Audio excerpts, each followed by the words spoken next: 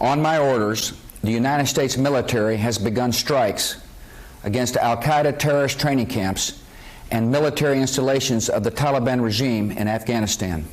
Last year, we removed 10,000 U.S. troops from Afghanistan. Another 23,000 will leave by the end of the summer. After that, reductions will continue at a steady pace, with more and more of our troops coming home. And as our coalition agreed, by the end of 2014, the Afghans will be fully responsible for the security of their country. My original instinct was to pull out, but all my life I've heard that decisions are much different when you sit behind the desk. I'm now the 4th United States president to preside over American troop presence in Afghanistan. 2 Republicans, 2 Democrats.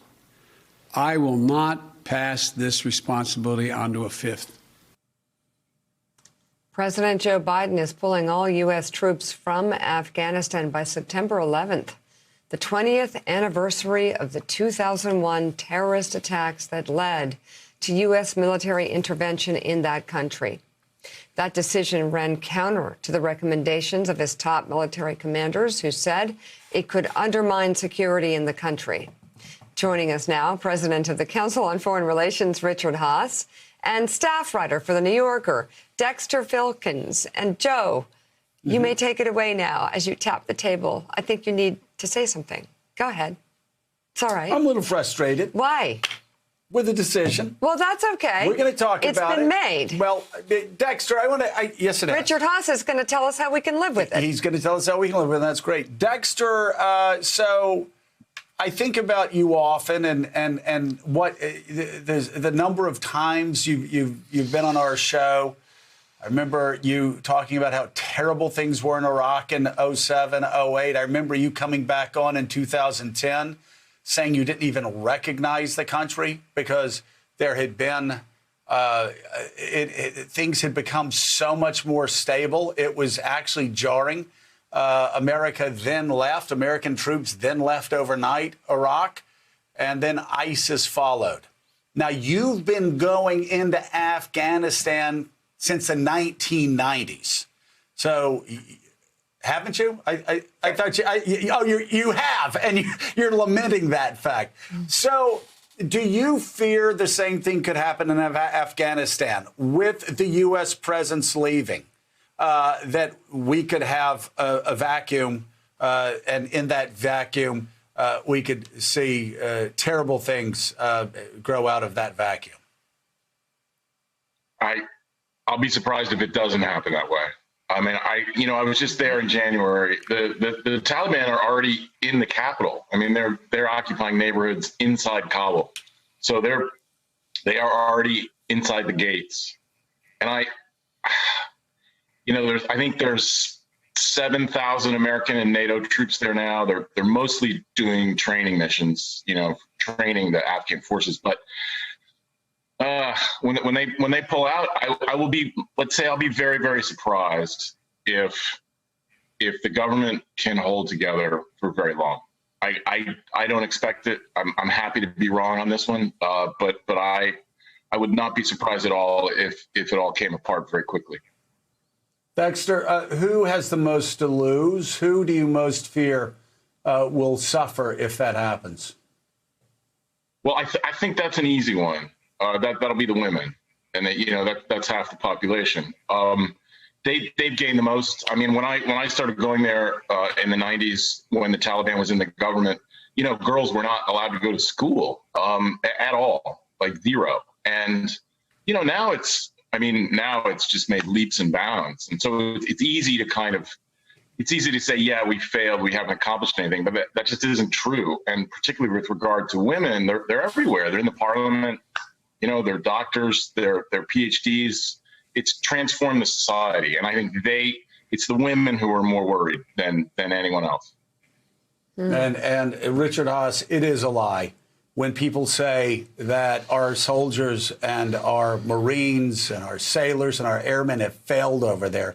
They have not failed. They've brought a dramatic change to that country over the past 20 years, especially for women who now are the very ones who we assured them we would be there until they would be safe. We assured them to go to school.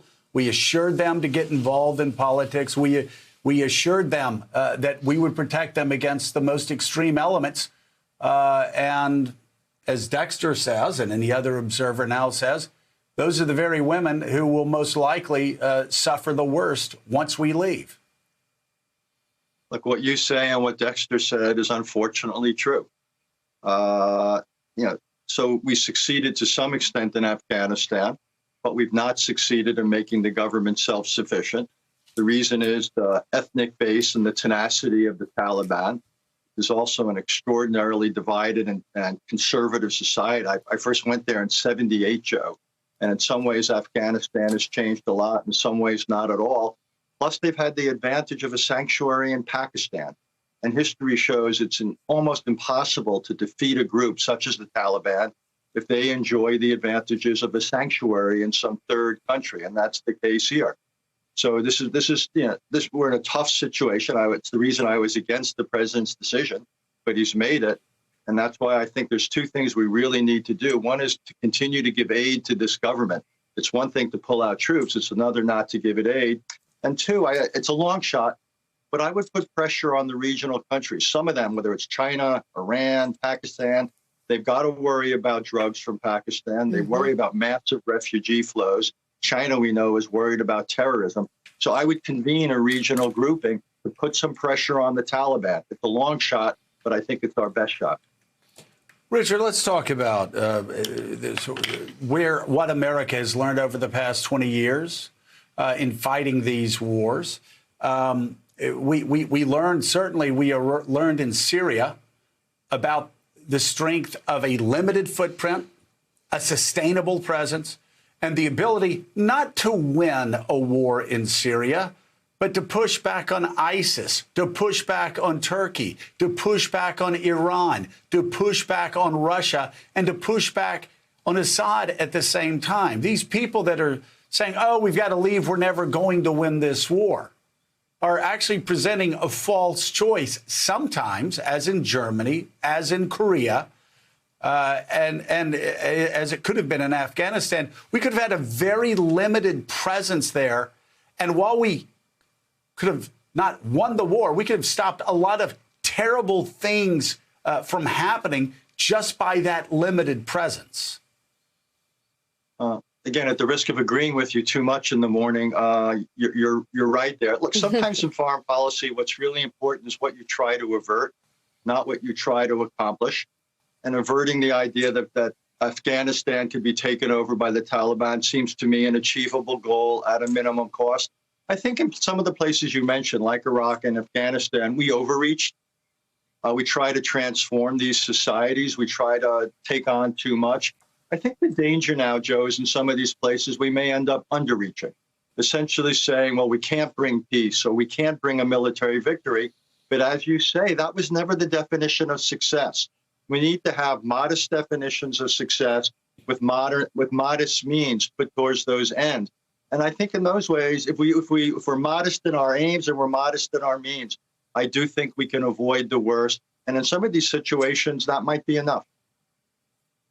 Yeah, and for what it's worth, I was opposed to the increase in troops when the generals were pushing Barack Obama to send a large number of troops into Afghanistan, because they said it's not going to bring us the results that the generals are promising. And it hasn't. The generals have overpromised for 20 years. But Dexter, as the old saying goes, and it actually happens to be one of the final lines in Tenet, sometimes the most important thing to achieve is, or sometimes the most important thing is the bomb that doesn't go off, the tragedy that is averted.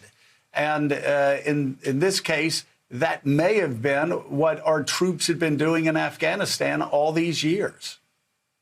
Yeah. You mentioned 2011 at the top there. And that was, of course, when President Obama decided to go to zero in Iraq. And it was, they're very different countries, very different. But that's what I'm worried about. If you remember there, we went to zero, we pulled out, we came home. And then within 3 years, we had ISIS taking over, a third of Iraq. And I hope that doesn't happen here in Afghanistan, where we're basically like opening the door to the Taliban. Dexter, I was reading another article in the New Yorker about the tragic story of a ceasefire, a 3-day ceasefire, where you actually had members of the government, the Taliban, going back to their home communities, hugging each other, the people chanting, "We want peace." And in that really magical weekend for the Afghan people, that's where ISIS struck and set off a bomb that killed 25 members, I believe, of the Taliban during this ceasefire when they were actually trying to come together for a Muslim holiday with their enemies. How great is the risk of ISIS expanding their reach in Afghanistan once we leave? They're definitely there. And, the Taliban and ISIS were fighting each other. They have been. But I think the real danger here is the Taliban. I mean, they're just they're very strong. As I mentioned, they're inside the capital now. They've taken over a lot of the countryside. And I think they see it. I think they see it now. I mean, I think that they smell blood. And I will be amazed if the government, if the national government based in Kabul can hold together. Hey, thanks so much for watching our YouTube channel. You can follow up on today's top stories and breaking news, or catch up on your favorite MSNBC shows all in one place. Download the NBC News app today.